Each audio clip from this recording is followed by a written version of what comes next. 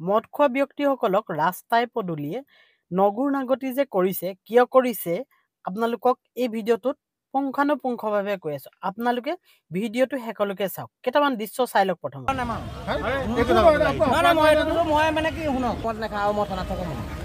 ভাল কথা তুমি ফুকিলে কি দাম পাইছা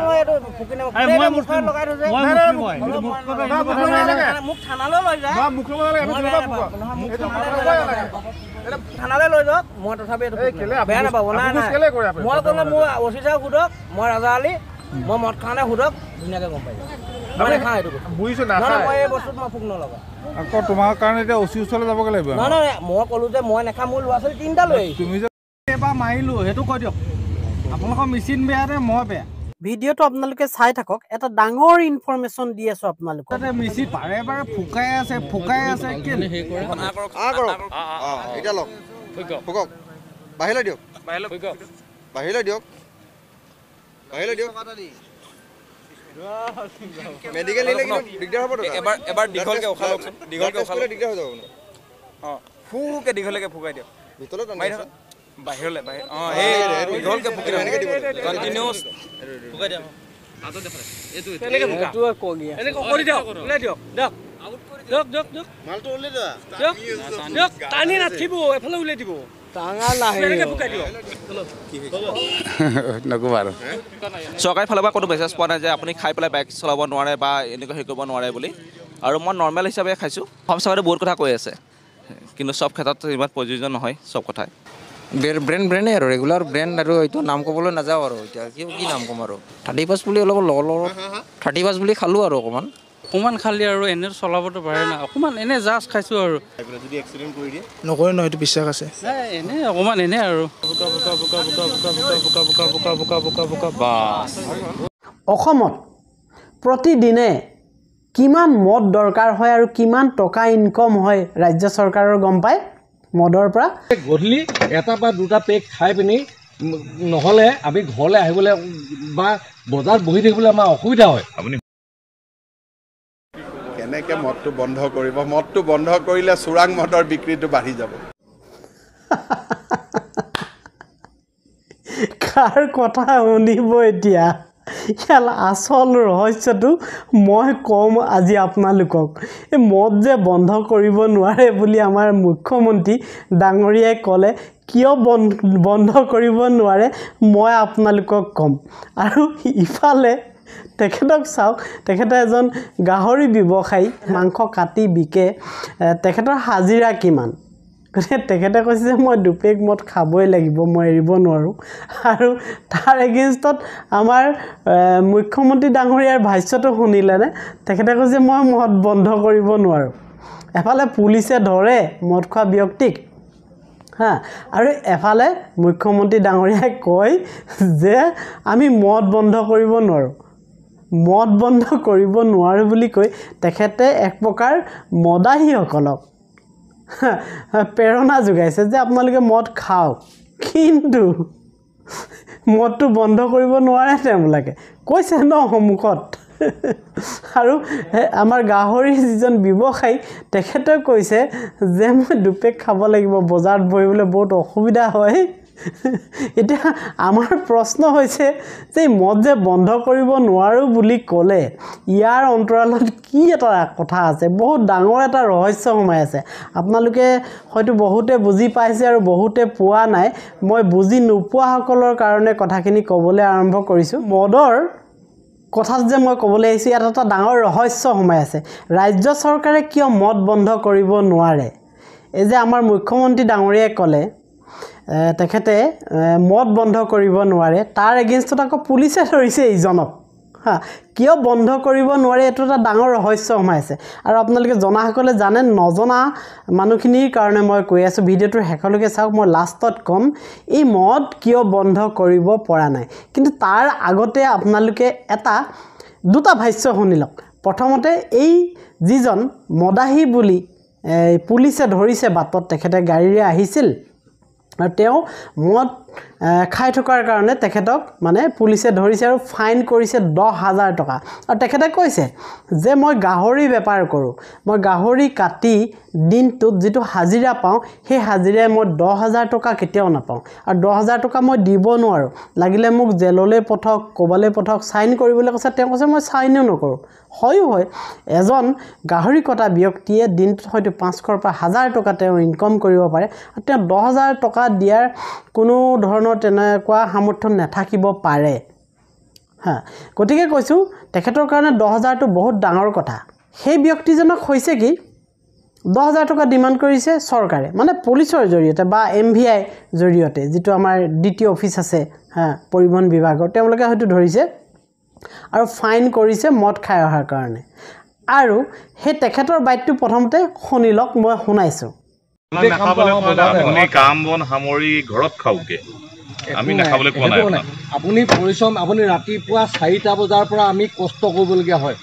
ৰাতিপুৱা 4টা বজাত এটা গাহৰি মাৰি গোটেই দিনটো মাখি খেদি গোটেই দিনটো বজাৰত বহোঁ গতিকে গধূলি এটা বা দুটা পেক খাই পিনি নহ'লে আমি ঘৰলৈ আহিবলৈ বা বজাৰত বহি থাকিবলৈ আমাৰ অসুবিধা হয় আপুনি শুনক ড্ৰাইভিং টাইমত খাব নালাগে এটোৱে আমি ড্ৰাইভিং মানে আমি ডিসটেন্সটো ধেৰ নহয় না হেতু কথা নহয় আৰু বোলে কিবা 50 মিটাৰ ডিসটেন্স 20 মিটাৰ ডিসটেন্সটো আপুনি উঠি যোৱা লগে লগে এক্সিডেন্ট হ'ব পাৰে মানে মই কিন্তু ইমান পইচা মই দিব পৰা সমৰ্থ নাই মই সাধাৰণ এটা গাহৰি পাই আপুনি টাউন কমিটিলৈ ফোন কৰক গম পাব যে ই কি কয় আমি নগৰ সমিতিয়ে ক'ব এইটো কথা যে মই কি মানুহ মই কিমান টকাৰ মানুহ হয় মই এটা সাধাৰণ গাহৰি পৰা কোৱা মানুহ 10,000 টকা ফাইন দিব পৰা নহয় যদি সেইটো কয় তেতিয়া মই ব্যৱসায় পাতি চব বাদ দি ঘৰত মই ভিক্ষা কৰি মই চব বাদ দিব মই ভিক্ষা কৰিব লাগিব হ'ল কি আমি তেনেকুৱা মানুহ নহয় মই তেনেকৈ চহী নকৰোঁ 10,000 টকা ফাইনত মই চহীটো কেনেকৈ কৰিম আপুনি চহী কৰিলেও নকৰিলেও আপোনাৰ এইটো আপোনাৰ কেছ হৈ গৈছে হ'লে হৈ যাব মই জেলত ভাত খাবলৈ হ'লেও খাই জেললৈ যাব মই তাত আপত্তি নাই কিন্তু 10,000 ফাইন মই দিব নোৱাৰোঁ তাৰমানে হা 40 টকা মদ খাই মই 10,000 টকা ফাইন দিম নেকি দেখিলে এয়া সেই ব্যক্তিজনৰ কথা যিজন গাহৰি বেপাৰী বুলি আমি খুব ভাল হেৰিয়াত ক'ব পাৰোঁ গাহৰি বিক্ৰী কৰে তেখেতৰ এটো এটা সাংঘাতিক এটা সত্য কথা তেওঁ যে দিব নোৱাৰে এটো সঁচা কথা কিন্তু এইখিনিতে এটা কথা আপুনি চাওক আপোনাৰ পদুলিৰ পৰা বাওঁফালে বা সোঁফালে যদি যায় বা ঘৰৰ সন্মুখতে বৰ্তমান সময়ত ওয়াইন শ্বপ উপলব্ধ মানুহৰ পদুলিয়ে এতিয়া চৰকাৰে ওয়াইন শ্বপ দি দিলে ওয়াইন শ্বপ আৰু বাৰ আপুনি বিনা দিদ্ধাই খাব পাৰে বিনা মানে কষ্টৰে আপুনি মদ অকণ যোগাৰ কৰিব পাৰে কাৰণ আপোনাৰ পদুলিৰ পৰা বাওঁফালে আপুনি যাওক মদৰ দোকান পাব সোঁফালে যাওক মদৰ দোকান পাব গাঁৱৰ ভিতৰতো যদি আপুনি বিচাৰে মদৰ দোকান এভেইলেবল এতিয়া বৰ্তমান সময়ত এনেকুৱা ধৰণৰ পাৰ্মিট কিছুমান দি দিলে আৰু বছৰি তেওঁলোকে 1 লাখ টকা আবকাৰী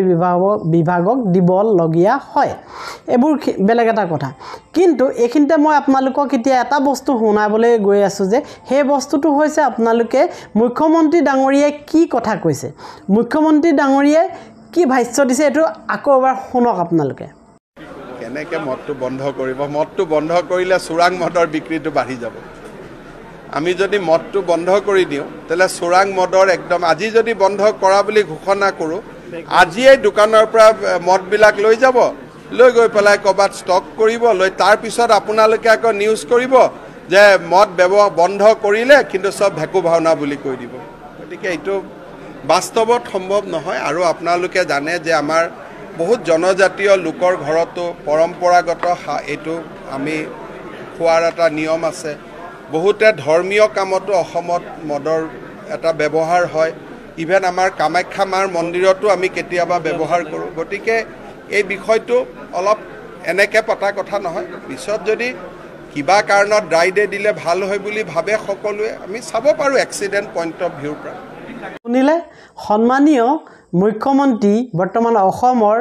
ডক্টৰ হিমন্ত বিশ্ব শৰ্মাই যিটো ভাষ্য আপোনালোকে শুনিলে এতিয়া তেওঁ যিটো ভাষ্য দিলে এই ভাষ্যটোৰ অন্তৰালত কি সোমাই আছে এই কথাটোকে মই এই ভিডিঅ'টোত ক'বলৈ গৈ আছোঁ আচলতে গম পাইছেনে তেওঁ কৈছে যে মই মদ বন্ধ কৰি দিব নোৱাৰোঁ এইটো কাৰণে মদ বন্ধ কৰি দিলে হ'ব কি ডব্লিকেচি হ'ব ৱাইন শ্বপৰ পৰা কিনি নি মানুহে বেলেগত মানে সেই বস্তুখিনি গোটাই লৈ তেওঁলোকে দাম বঢ়াই দিব বিকিব মনে মনে গতিকে ৱাইন শ্বপ মই বন্ধ কৰিব নোৱাৰোঁ আৰু পৰম্পৰাগতভাৱে আমাৰ বিভিন্ন জনগোষ্ঠীয় ব্যক্তিসকলে বা জনগোষ্ঠীসকলে এইটো ব্যৱহাৰ কৰে হয় ঘৰুৱা এটা মদ আছে যাক আমি বহুতে কয় ৰাইচ বিয়েৰ বা এনেকুৱা ধৰণৰ নিজৰ নিজৰ কিছুমান নাম থাকে যেনেকৈ হাজ বুলি কয় আমাৰ আহোমসকলে বা লুকলাও বুলি কয় এনেকৈ বহুত নাম আছে পৰম্পৰাগতভাৱে তেওঁলোকে নিয়ম কানুনত আচলতে এইবোৰ ব্যৱহাৰ কৰে এতিয়া মই ক'বলৈ গৈ আছোঁ যে তেখেতে বন্ধ কৰিব কিয় নোৱাৰে আৰু বন্ধ কৰাটো সম্ভৱেই নহয় এইটো বস্তু এটা অপেন সিক্ৰেট হা এইটো সম্পূৰ্ণৰূপে খোলা কিন্তু মানে এইটো লুকুৱাই থবলৈ বিচাৰে এই বস্তুটো এইটো কাৰণেই তেওঁবিলাকে বন্ধ কৰিব নোৱাৰে মদটো কাৰণ ৰাজহ লাগিব এখন চৰকাৰ চলিবলৈ এখন ৰাজ্যৰ চৰকাৰ চলিবলৈ ৰাজহ লাগে সেই ৰাজহটো ক'ৰ পৰা নিয়ে আপোনাৰ আৰু মোৰ পৰা নিয়ে আপোনাৰ দৰে সাধাৰণ ব্যক্তি আৰু মোৰ দৰে সাধাৰণ ব্যক্তিৰ পৰা নিয়ে সেয়া লাগিলে পেট্ৰলৰ পৰাই নিয়ক সেয়া লাগিলে আপুনি কিনা গেলামাল দোকানৰ আলু পিঁয়াজ চাউল দালিৰ পৰাই নিয়ক চাবোনডোখৰৰ পৰা নিয়ক সেয়া লাগিলে ৱাইন শ্বপৰ মদৰ পৰা নিয়ক কিন্তু আমাৰ অসমত বৰ্তমান সময়ত আটাইতকৈ বেছি ৰাজহ সংগ্ৰহ হৈ ক'ৰ পৰা গম পায়নে মদৰ পৰা আৰু মদ গতিকে বন্ধ কৰিব নোৱাৰে আৰু আপোনালোকে জানিলে আচৰিত হ'ব এই তথ্যটো মই লাষ্টলৈ দি আছোঁ আপোনালোকে শুনি থাকক কিন্তু এইখিনিতে আপোনালোকে লক্ষ্য কৰক কিমান যুক্তিযুক্ততা আছে আমি মদৰ প্ৰতি এটা বিৰূপ প্ৰতিক্ৰিয়া আছে মদ খাই মানুহৰ স্বাস্থ্যহানি হয় মদ খাই মানুহৰ জীৱন নষ্ট হয় মদ খাই কাৰোবাৰ চৰিত্ৰহানি হয়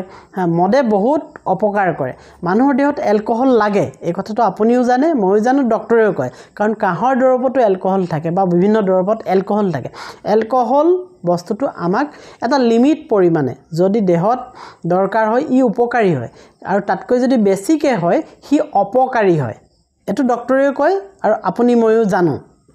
গতিকে কিছুমান দৰৱত আমাৰ এলকহলৰ পৰিমাণ এটা থাকে আপুনি দৰৱৰ যিবোৰ দৰৱৰ বটলটো যদি লয় আপুনি তাত কম্পজিশ্যনখিনি পঢ়ি যাব তাত এলকহলো থাকে গতিকে মই ক'বলৈ বিচাৰিছোঁ এলকহল মানুহৰ শৰীৰৰ কাৰণে উপযোগী কিন্তু অত্যাধিকটো বেয়া এতিয়া সেই অত্যাধিকটো কোনে কৰে ৱাইন শ্বপবোৰে কৰে কাৰণ তাত সম্পূৰ্ণ এলকহল বুলিয়ে বিক্ৰী কৰা হয় সেইটো বটল বা সেই পনীয়াখিনিক এতিয়া সেই অত্যাধিক হিচাপে থকা এলকহল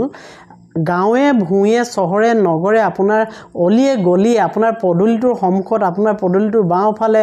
আপোনাৰ গলিটোৰ সোঁফালে সেই ৱাইন শ্বপ এভেইলেবল কৰি দিলে অসম চৰকাৰে আজি আপুনি আপোনাৰ ঘৰৰ পদূলিৰ মুখত এখন ৱাইন শ্বপ এখন বাৰ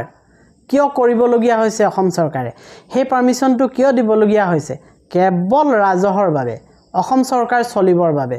অসম চৰকাৰৰ বৰ্তমান সময়ত অৰ্থনৈতিক অৱস্থা টোটেলি বেয়া মুঠৰ ওপৰত ভাৰতবৰ্ষৰ অৰ্থনৈতিক অৱস্থা টোটেলি বেয়া যিমানেই ঢাক ঢোল নবজাওক অসমৰ লগতে ভাৰতবৰ্ষৰ অৰ্থনৈতিক অৱস্থা একেবাৰে বেয়া আৰু সেইটো কাৰণে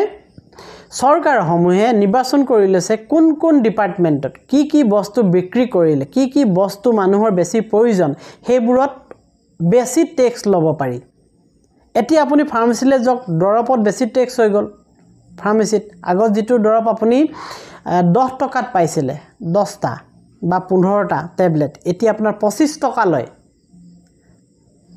10 টকা বাঢ়ি গ'ল 15 টকা বাঢ়ি গ'ল তাৰ ৰেট তেনেহ'লে আপুনি ভাবি যাওক ঠিক তেনেকৈ এতিয়া মদৰ ক্ষেত্ৰতো এই যে মদ যে বন্ধ কৰিব নোৱাৰো বুলি আমাৰ মুখ্যমন্ত্ৰী ডাঙৰীয়াই ক'লে আনহাতে আকৌ মদ খোৱা ব্যক্তিজনক ধৰিবৰ কাৰণে পুলিচক লগাই দিছে বা আবকাৰী ডিপাৰ্টমেণ্টক লগাই দিছে বা ডিটিঅক লগাই দিছে ডিটি অফিচৰ মানুহক যে মদ খাই যদি গাড়ী চলাই আহে তেখেতক ধৰিবা 10,000 টকা ফাইন কৰিবা কথাটো ভাবিছে এফালে মদ বিকিছে আৰু আনফালে ধৰিছে মানে বেজ হৈ জাৰিছে আৰু হাফ হৈ খুটিছে কথাটো গম পাইছেনে হাপেও খুটিছে এফালে বেজ হৈও জাৰিছে মানে কি ক'ব বিচাৰিছে এতিয়া মই আপোনালোকক সাংঘাতিক তথ্য দিওঁ অসমত প্ৰতিদিনে কিমান মদ দৰকাৰ হয় আৰু কিমান টকা ইনকম হয় ৰাজ্য চৰকাৰৰ গম পায় মদৰ পৰা মদ অসমত এটো এভাৰেজ হয় এভাৰেজ উলিওৱা হৈছে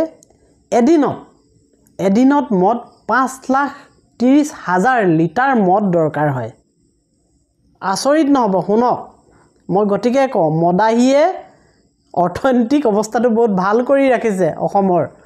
নহয় ভাৰতৰো আমাৰ অসমৰ মদাহীয়ে অসমৰ অৰ্থনৈতিক অৱস্থা ভাল কৰি ৰাখিছে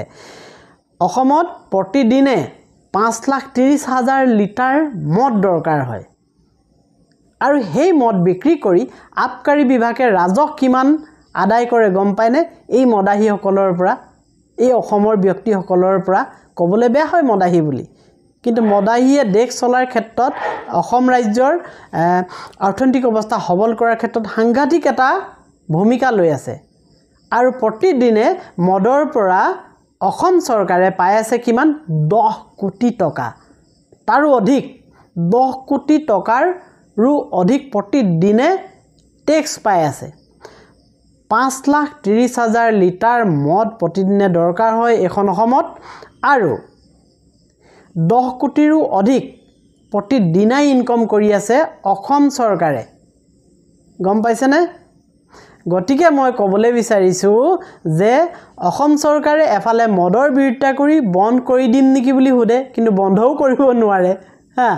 আৰু ইফালে মদাহীসকলক বাটত ধৰি আকৌ ফাইন কৰে সেই মদাহীজনৰ পৰা মদ কিনোতে এটা টেক্স লৈছে অসম চৰকাৰে মানে আবকাৰী বিভাগৰ জৰিয়তে কিন্তু সেই মদাহীজনক আকৌ মদটো পদুলিতে যোগান ধৰিছে তেখেতৰ পদুলিত যোগান ধৰি আকৌ পুলিচ বহাই থৈছে যে বা দ্বিতীয় অফিচৰ মানুহ বহাই থৈছে বা আবকাৰী বিভাগৰ মানুহ বহাই থৈছে ধৰিবলৈ খাই ওলাই আহিলে ধৰিব 10,000 টকা ভৰাব মানে হাফ হৈও খুটিছে আৰু বেজ হৈও জাৰিছে চিন্তা কৰি চাবচোন আমাৰ বৰ্তমান ৰাজ্যখন আমাৰ দেশখন কেনেকৈ চলি আছে কিন্তু এটা কথা আমি নদি ক'বই লাগিব মদাহীয়ে বৰ্তমান সময়ত মদ খোৱা ব্যক্তিয়ে বৰ্তমান সময়ত অসম ৰাজ্যৰ ধৰণী ধৰি আছে অৰ্থনৈতিকভাৱে ভাৰতবৰ্ষৰ ধৰণী ধৰি আছে মদাহীসকলে গতিকে মদ খোৱা ব্যক্তিক আপুনি হাঁহিব নোৱাৰে বৰ্তমান সময়ত এটা চিন্তা কৰিবলগীয়া কথা মদৰ পৰা কৰ সংগ্ৰহ কৰাতকৈ অন্যান্য উদ্যোগ স্থাপন বা অন্যান্য কিবা কিবি বিষয়ৰ ওপৰত মাতি চৰকাৰখনে টেক্স বা উৎপাদনমূলক কিবা এটা চিন্তা কৰিব লাগিছিল গতিকেহে তেওঁলোকেও জানে যে মদৰ পৰা আমাৰ উঠি অহা প্ৰজন্ম শেষ হৈছে বা বহুতৰ স্বাস্থ্য ভাগি পৰিছে বা বহুতৰ ঘৰ সংসাৰ শেষ হৈছে কিন্তু এই টেক্সৰ লোভতেই মদ বন্ধ নকৰি পদুলিয়ে উপলব্ধ কৰিছে এই মদৰ দোকানসমূহ আৰু মদ খাই যেতিয়া মানুহ বাটলৈ ওলাই যায় গাড়ীখন চলাই যায় তেওঁলোকক আকৌ ডাবল টেক্স ভৰাই ঠিক আছে দিয়ক অন্যতা ভিডিঅ'লৈ মই আকৌ আহিম আপোনালোকৰ ওচৰলৈ মাত্ৰ আপোনালোকক চিন্তাৰ খোৰাক জন্মাবলৈ মই এই ভিডিঅ'টো প্ৰস্তুত কৰিলোঁ আজিলৈ ইমানতে সামৰিছোঁ ধন্যবাদ